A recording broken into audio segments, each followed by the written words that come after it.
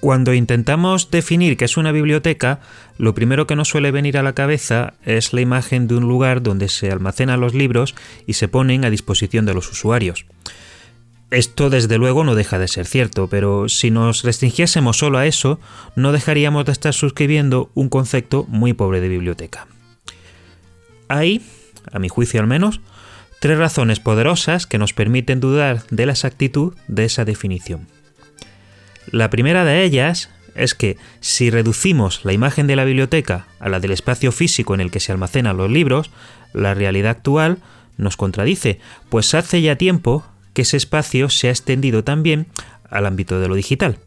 Les pongo 2 ejemplos. Por una parte, cualquiera de ustedes puede consultar la Biblioteca Digital Hispánica. ¿Qué es la Biblioteca Digital Hispánica? Pues es la extensión online de la Biblioteca Nacional de España. La Biblioteca Digital Hispánica, de hecho, aloja materiales ya libres de derechos de autor y es muy interesante para investigadores, por ejemplo, para investigadores de la literatura infantil y juvenil. Por otra, también pueden acudir, este es el segundo ejemplo, si así lo desean, a Europeana. Europeana no es exactamente una biblioteca digital, sino un buscador de materiales alojados en bibliotecas digitales de toda Europa.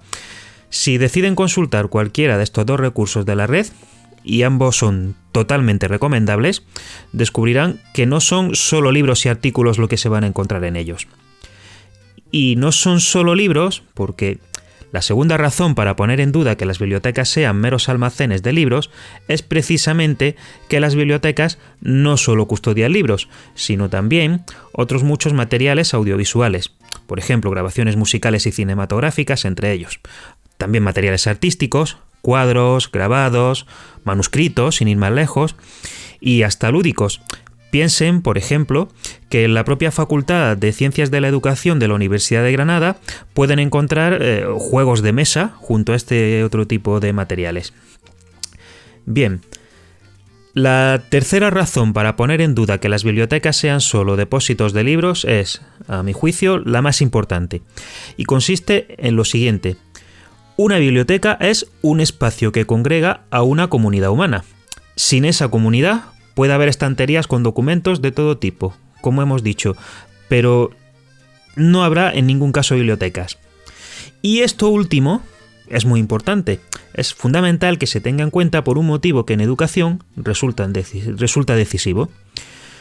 Bien aprovechadas, las bibliotecas son espacios de mediación en la formación lectora de los niños y jóvenes. Simplemente eso. Basta con que echen un vistazo a las actividades que organizan, desde cuentacuentos para los más pequeños a ciclos cinematográficos, exposiciones, pasando también por cursos de formación que ayudan a los profesionales y en general a las personas con interés en la lectura a perfeccionar sus conocimientos de cara a acercar el mundo de los libros y la literatura a la infancia. No creo exagerado, por ello, afirmar que las bibliotecas custodian ya no solo los libros, sino la lectura misma como el bien público que es.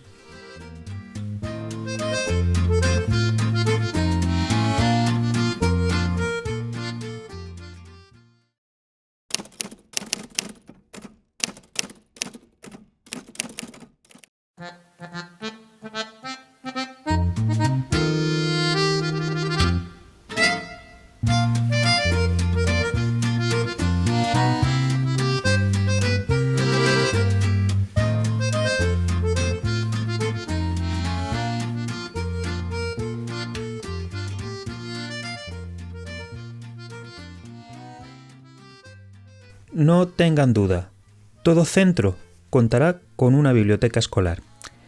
Esta puede estar más o menos nutrida, esta puede ser más o menos activa, pero estará, aunque tampoco quiero engañarles. En España hay déficit serio en cuanto a bibliotecas escolares.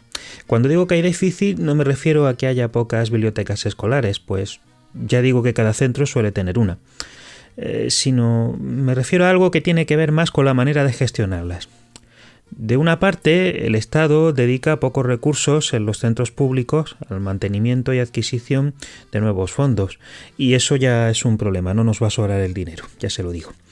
Pero de otra parte, además, aunque relacionado con esto, nos encontramos con que las bibliotecas escolares, a mi juicio de un modo inexplicable, no cuentan con personal especializado. De hecho, no solemos pensar en personal bibliotecario cuando pensamos en centros escolares. Al final, todo esto conlleva que sean gestionadas por el propio personal docente. Y eso no le quita mérito al personal docente, por supuesto.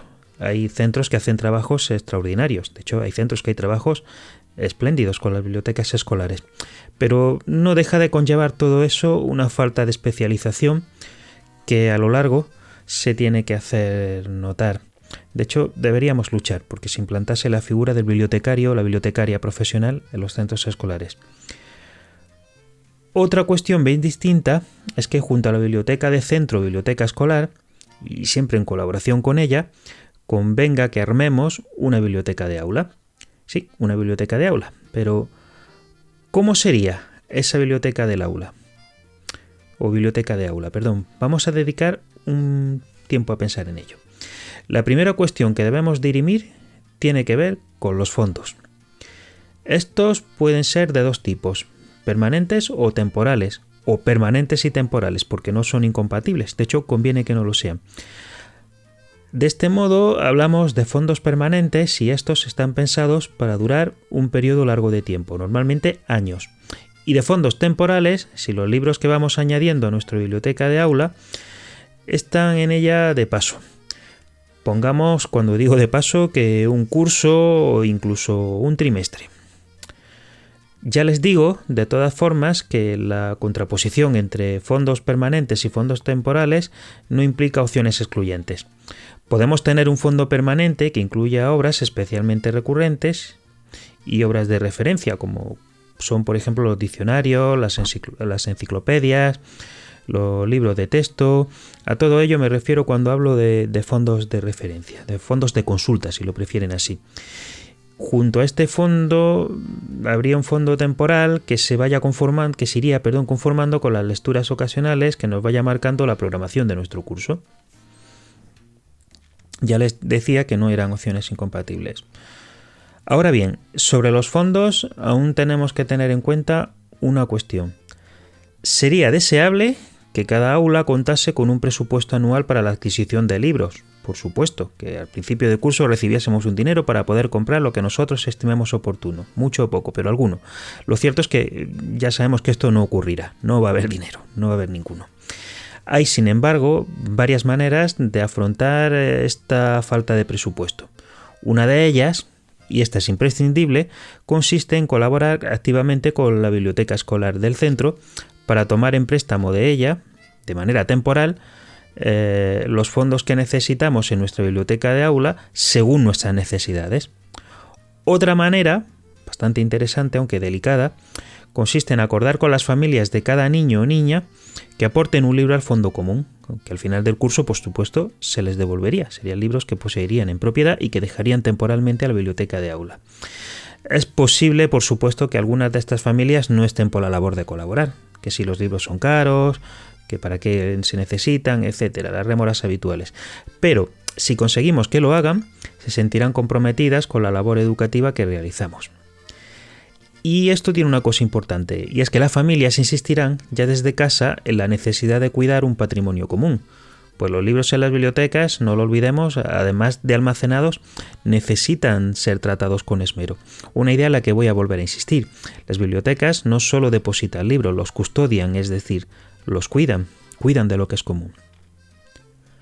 No olvidemos, con todo, otra posibilidad que puede usarse para casos puntuales, por supuesto. Ocasionalmente, pero puede usarse. Podemos elaborar nuestros propios fondos. En esta asignatura estamos insistiendo mucho en que la literatura infantil es también la literatura que escriben los niños y niñas. Además de la escritura creativa, una buena educación literaria, a mi juicio, debería o podría insistir en la producción de libros. Y esto nos abre posibilidades más que interesantes, porque podemos organizar talleres sobre la producción editorial, sobre cómo diseñar, maquetar y encuadernar un libro, lo que puede dar lugar a que nos planteemos diseñar proyectos educativos más amplios y más que interesantes, que yo creo que tanto a sus alumnos futuros como a ustedes se les gustaría mucho. Todo esto por lo que respecta a los fondos. Pero, ¿qué hacemos con el espacio? Porque sí, es una pregunta que hay que hacerse. Debemos preguntarnos, claro, cómo sería y dónde estaría situada nuestra biblioteca de aula. También, ¿qué disposición tendría? Y esto no es un problema menor, especialmente si tenemos en cuenta que el espacio del aula suele ser bastante limitado. Dentro de lo posible, sin embargo, deberíamos buscar un rincón que fuera agradable y tranquilo, que estuviera claramente delimitado e identificado como biblioteca de aula y que fuera, por supuesto, de fácil acceso a todo el mundo sin llegar a entorpecer la dinámica habitual del aula. Hay que integrarla en ella, no entorpecerla a través de este espacio. Bien, ahora bien, si hemos dicho que este espacio debería ser agradable, hay otra pregunta que debemos hacernos, una pregunta muy práctica y muy concreta, que parece que no tiene importancia, pero sí, importa. ¿Cómo debería ser el mobiliario? Porque este es otro problema importante. Ya hemos dicho que conviene que nos hagamos a la idea de que no dispondremos de dinero para comprar fondos. Así que mucho menos lo vamos a tener para el mobiliario. Ello no nos impide, de todas formas, destinar parte del mobiliario del aula al rincón de la biblioteca. Ya saben, estoy bastante seguro de que lo han visto tantas veces como yo. A veces las aulas están llenas de cachivaches, de muebles que se acumulan a través de los años sin que acaben por tener una función del todo bien definida, que sirven como mero almacenaje de cosas que no usamos. Quizá esos muebles inservibles podamos dotarlos de nueva vida a partir de ahora. Quizá la biblioteca de aula les da una segunda oportunidad.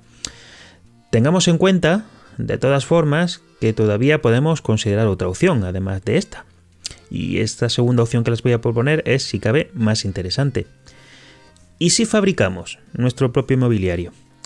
Una vez más, podemos contar con la ayuda de las familias, pero el proceso de fabricación de estanterías, muebles, cojines para centrarnos a leer, etc., son labores que a buen seguro gustarán a nuestros alumnos. Ya les digo que podemos armar proyectos dentro de los cuales se integren todos estos factores, todas estas cosas.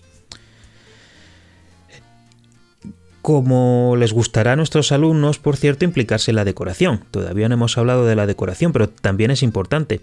Y es que si la decoración no lo es todo, sí que es fundamental. Hemos dicho que nuestra biblioteca de aula debería ser un lugar agradable, donde apetezca estar. Esto depende solo en parte del espacio en el que la situemos, porque si no somos capaces de hacer de dicho espacio un rincón acogedor, de nada servirá.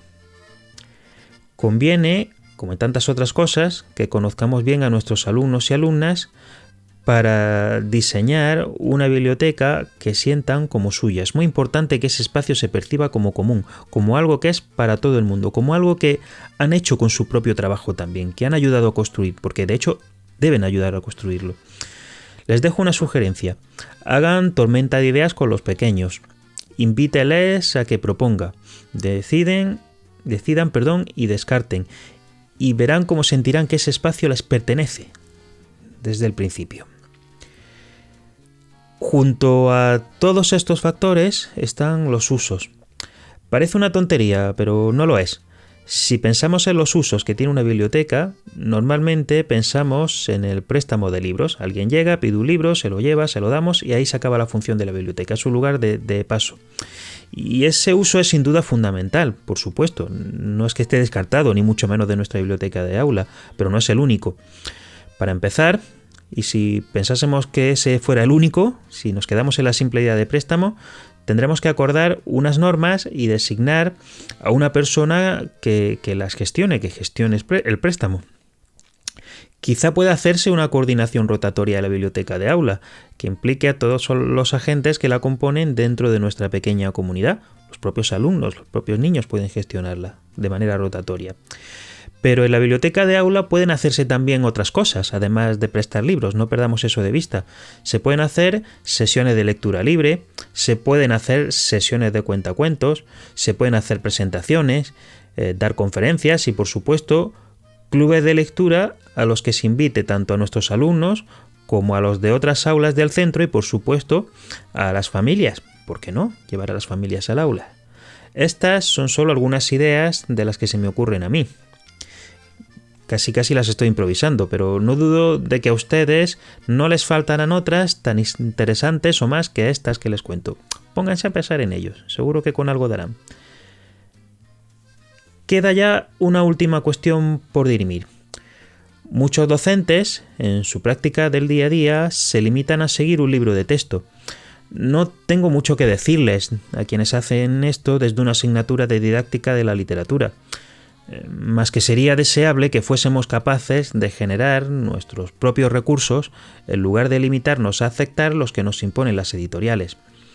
Si nuestra biblioteca de aula suple de buenos materiales a nuestros alumnos, y por buenos materiales entendemos que haya obras variadas, libros de referencia y consulta, y por supuesto también materiales plásticos y audiovisuales, etc., todo tipo de material escolar que sea relevante, no necesitaremos un libro de texto, porque ya tendremos un rincón maravilloso elaborado por nosotros para suplir nuestras necesidades. La biblioteca de aula es en cierto modo un laboratorio de trabajo también. Me gustaría subrayar eso. Claro está, de todos modos, que necesitamos libros y que el espacio del que disponemos no es infinito. ¿Cómo seleccionar libros infantiles y juveniles? Porque me imagino que se estarán preguntando cómo seleccionar el fondo. Enseguida hablamos de esos criterios de selección.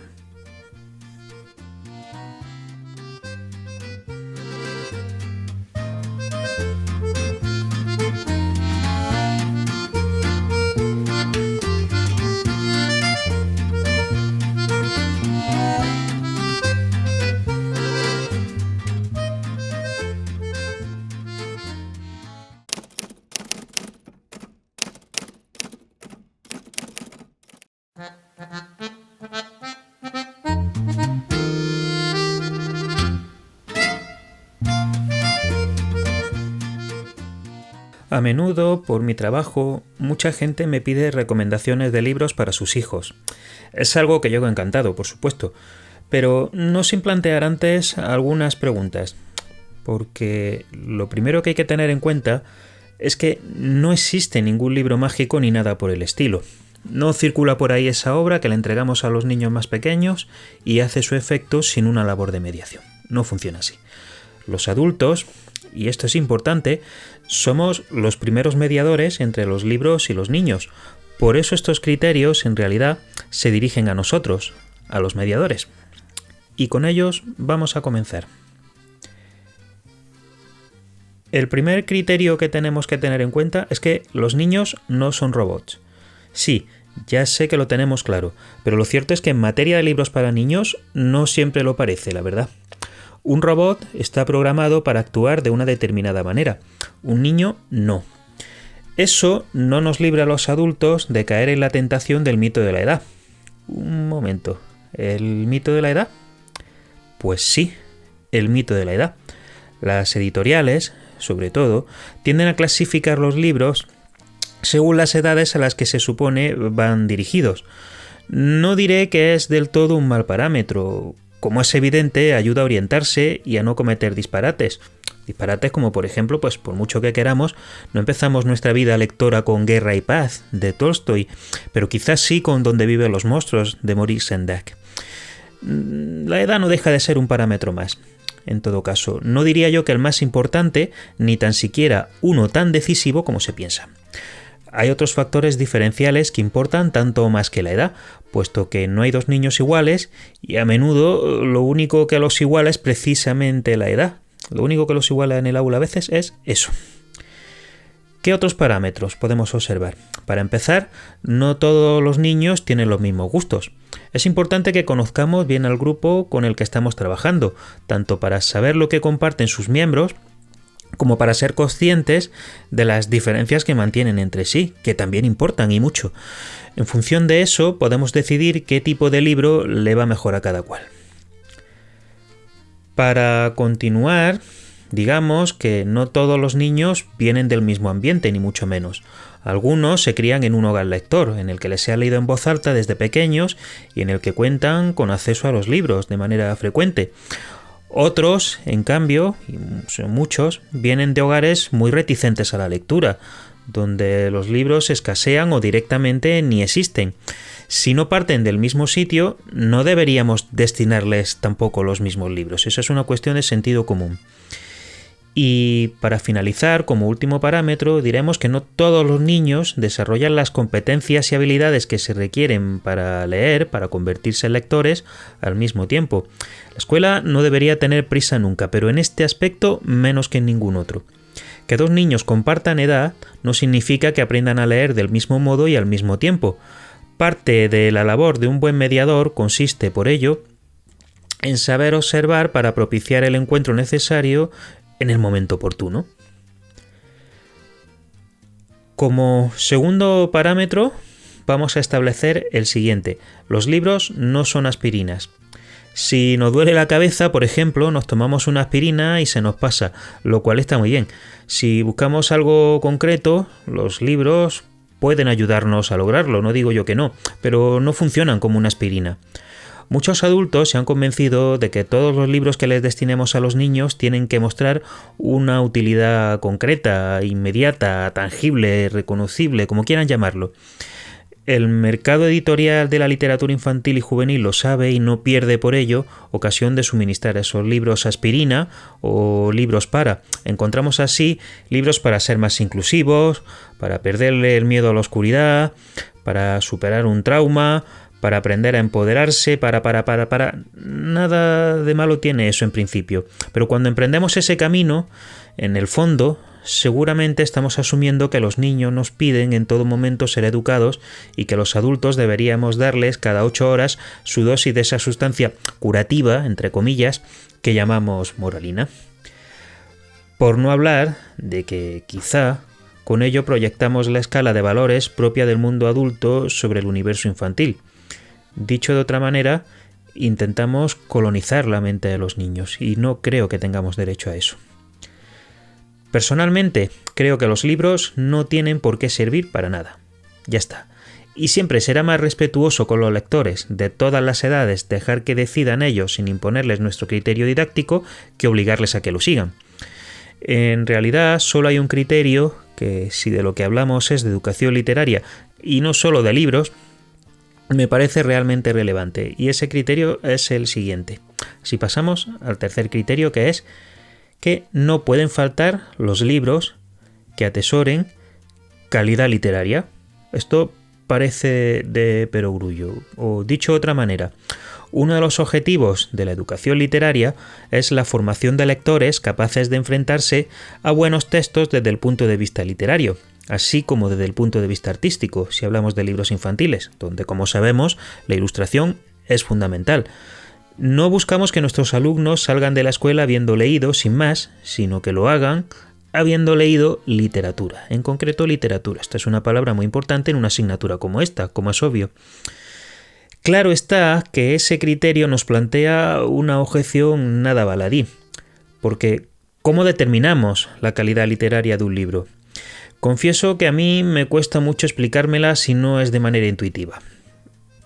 Y en eso creo que soy como cualquier lector habitual, que percibe simplemente que hay obras que funcionan y obras que no. Yo lo percibo así. Explicarlo luego es otra cuestión más distinta, más difícil. Sistematizar unos criterios objetivos resulta muy complejo, pero a modo de guía, de orientación, siempre se pueden seguir algunas pautas. No son la panacea, pero se puede. Por ejemplo, se pueden organizar clubes de lectura y otro tipo de actividades colectivas que nos permiten aprovechar la inteligencia y el conocimiento colectivos que se generan en torno a lo leído. Asimismo, ayuda a consultar la crítica especializada y las revistas dedicadas a la literatura infantil y juvenil, como Peonza o Cuadernos de Literatura Infantil y Juvenil, por citar dos publicaciones que a mí me gustan especialmente, sobre todo Peonza. Tengamos en cuenta que el sector de libros para niños produce en España más de 10.000 títulos al año y que, lo queramos o no, vamos a necesitar cierta ayuda para filtrar. Esa es la mejor manera de ir haciéndonos un criterio propio. Si queremos algunas orientaciones de parte de una especialista reconocida en todo el mundo sobre la calidad literaria de los libros infantiles y juveniles, En todo caso, recomiendo echar un vistazo a lo que escribe entre las páginas 191 y 220 del libro que les estoy mostrando Teresa Colomer. El libro, ya lo ven, es Su introducción a la literatura infantil y juvenil actual, la segunda edición de 2010, que resulta más actualizada. Con todo, y aunque parezca un contrasentido, hay que buscar la calidad, por supuesto, pero no obsesionarse con ella. Puede que de vez en cuando un libro que a los mediadores, en tanto especialistas, no nos parezca del todo bueno, sea precisamente el libro que necesita un lector infantil en un momento dado para poder avanzar en su aprendizaje lector. Cuando eso sucede, no pasa nada. Lo importante es que los niños y las niñas perciban que progresan, que poco a poco van avanzando según sus posibilidades en su vida lectora, lo que nos llevaría al siguiente criterio. El cuarto criterio del que vamos a hablar es insertar los libros dentro de un itinerario bien diseñado. Los mediadores no pensamos tanto en un listado de libros cerrado que funcione de manera mágica, cuanto en los criterios que habilitamos para propiciar que cada alumno pueda ir avanzando en un itinerario que es a largo plazo y que requiere secuenciar bien la dificultad, de modo que vaya aumentando esta dificultad de manera progresiva. Todo lo que hacemos en el aula para contribuir a la educación literaria está pensado para acompañar en ese itinerario. A la hora de trazarlo debemos ser comprensivos y ambiciosos a un tiempo. No son cosas incompatibles, ni mucho menos.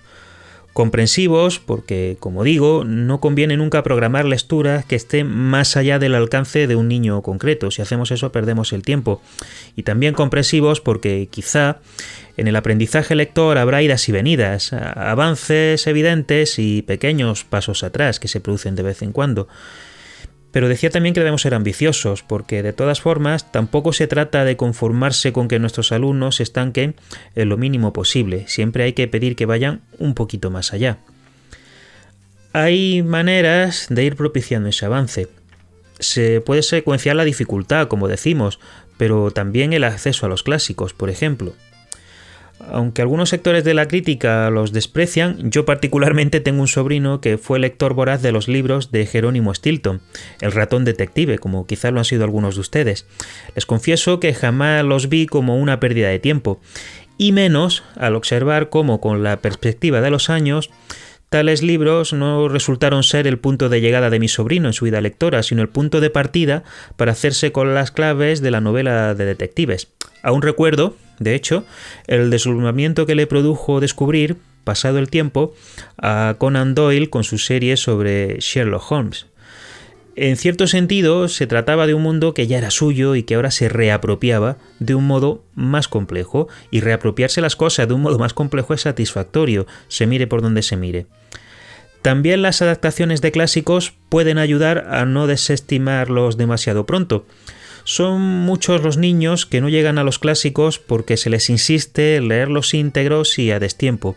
Y en la formación de un lector, nunca, pero nunca suele dar buen resultado tomar el camino más corto. Como no puede ser de otra manera, en nuestra biblioteca ha de haber variedad, porque cuando hablamos de trazar itinerarios lectores, no hablamos necesariamente de trazar el mismo camino para todo el mundo, ni mucho menos. Eso, sinceramente, creo que no funciona. Debemos partir de una pluralidad de libros, como partimos de una pluralidad de lectores, y en consecuencia de una pluralidad, heterogeneidad, variedad, etcétera, como quieran llamarlo, de itinerarios. El quinto y último criterio que vamos a seguir es este: el hábito hace al monje. Así lo hemos llamado.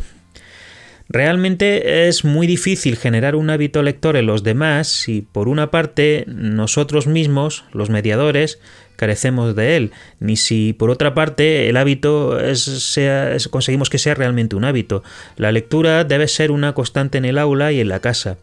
Sucede, sin embargo, que a menudo desaprovechamos oportunidades como la que nos brinda, por ejemplo, la lectura de obras en voz alta en el aula, que hacen que la lectura sea algo presente, deseable.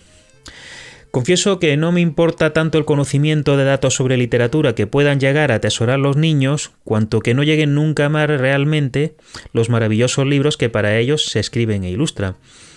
No se puede enseñar el amor por la lectura, ténganlo claro. pero sí se puede contagiarlo.